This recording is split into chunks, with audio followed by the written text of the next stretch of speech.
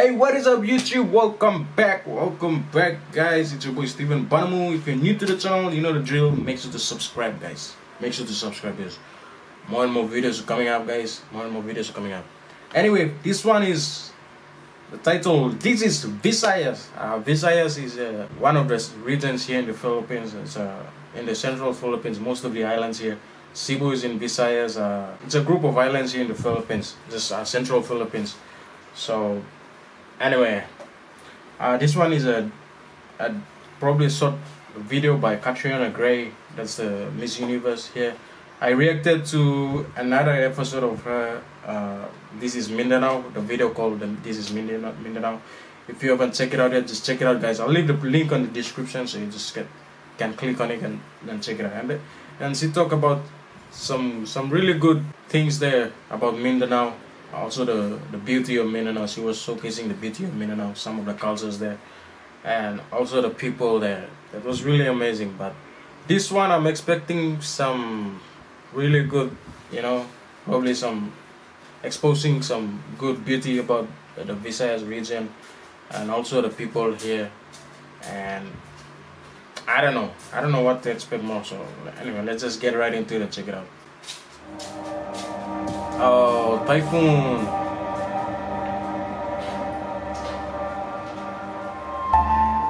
Kailangan ko lang ilarawan sa inyo yung nararamdaman nating lakas ng hangin dito. Nasa loob pa rin po ng Pilipinas ang Super Typhoon Yolanda. Oh my God. Bagyo, ganitong klase ka lakas. Oh. This is your home. 5 years ago, Typhoon Yolanda devastated Tacloban and its surrounding areas, taking more than 20,000 lives and leaving its survivors with immeasurable loss. Wow, that's sad, that's sad. When everything you love has been ripped from you, what allows you to stand back up and face another day?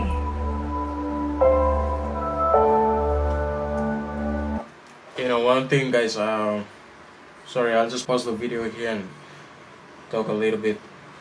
There was this classmate of mine, one of my classmates from my previous school in St. Carlos, University of St. Carlos.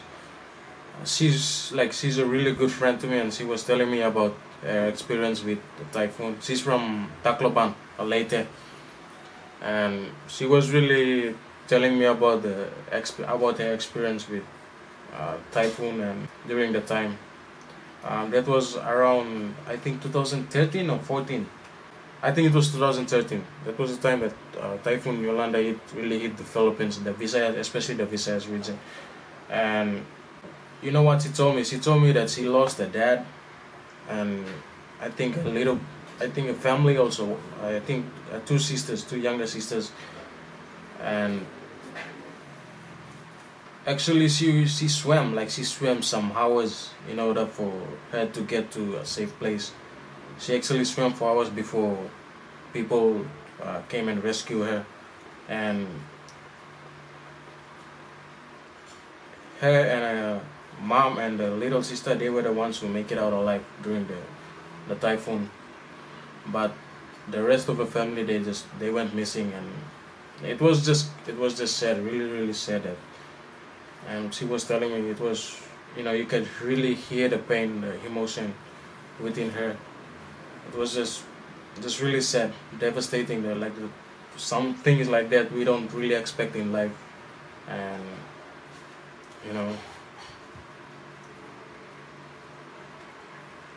I don't know what to say. Anyway, let's just continue.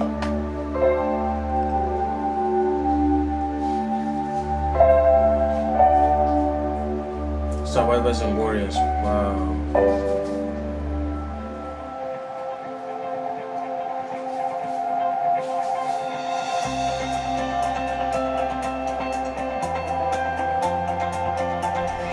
It's so easy to label our nation as resilient and strong, but what does that actually look like?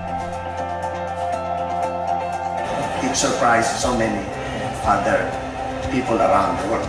Bakit nakabalik ka agad? Now, this is part of our historical process. We always, for every disaster, we always stood by. So we met this young girl named Catriona, and to think that she's just a year younger than me, the things that she's seen, the things that she's lived through, I couldn't imagine myself in her shoes. Like I said, it's When you see her kind eyes and easy smile, you'd never imagine what she's had to live through. I'm Catriona natin. Both of my parents, hindi na ko nakita. Yung kuya ko, tapos yung asawa ng ate ko.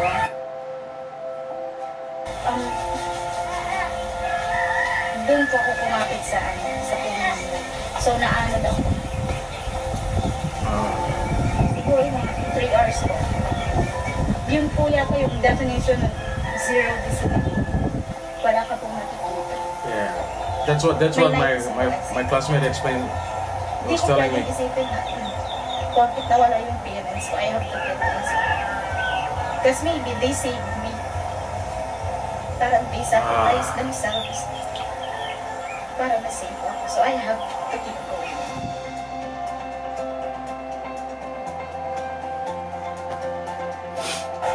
Losing a loved one is, yes, it's very painful. Masakit talaga siya. Pero, hindi naman ibig sabihin na mawawala din yung pagmamahal dito sa'yo. It just means that they may not be there physically, pero nararamdaman mo na may nagsusupport sa'yo emotionally and spiritually.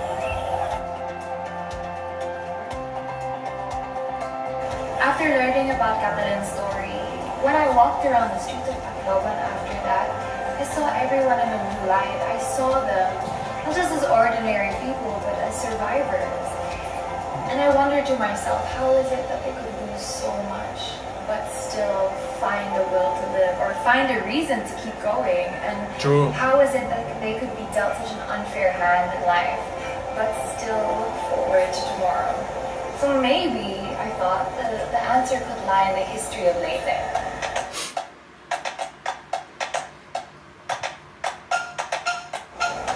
Given the chance to represent the culture of the Philippines internationally, authenticity was a really important thing to me. So we consulted different historians, and also we were able to have a conversation with a Filipino artist, Sir Dante. Ako si Dante Ilagay, isang local artist dito sa Tacloban. Ang pattern na nasa dibdib ay nagre-represent ng mundo. Ang sabay dibdib din na tinatawag na agasi or lotus flower. Noong mga nakaraang siglo, ang aming mga ninuno ay may mga marka sa katawan. Ulit sa paglipas ng panahon, ang sining ng pagtatato ay unti-unting naglalaho. Pero ang pagiging mandirigma ay nananalitay sa aming mga dugo.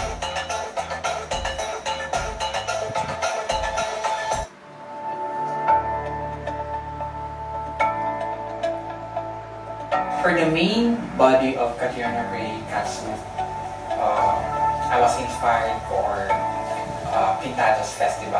Is that the dress? The dress It's a there? female version of warrior.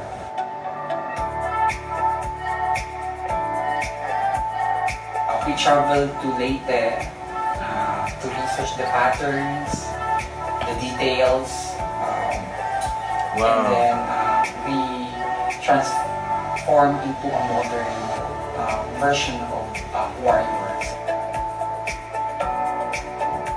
Pas na-execute mo kasi pag naiintindihan mo yung designs at saka inspiration ng Crazy. gagawin mo. So, mas maganda talaga pag ma-witness mo talaga na saan galing yung concept ng designs mo. Tattoo. I think You know what, guys? I noticed a thing. Somehow the Filipino people, these tattoos there, they kind of like similar to the Polynesian people. The tattoos on the skin, like Hawaiians, also the Maori, the New Zealand Maoris, Samoans. These people are really like, the tattoo is a big part of the culture. And now I've been watching, like just watching this, I can tell some things on some tattoos on the skin kind of like similar look to it. Yeah. after this trip and just hearing all the stories and, thinking about what it would be like to be in their shoes everyone loses something, everyone falls down, everyone suffers disappointment, regret, but it's really about what makes you step back up again, what gives you the push to keep going. There's a warrior inside all of us, and there's a warrior inside Filipinos.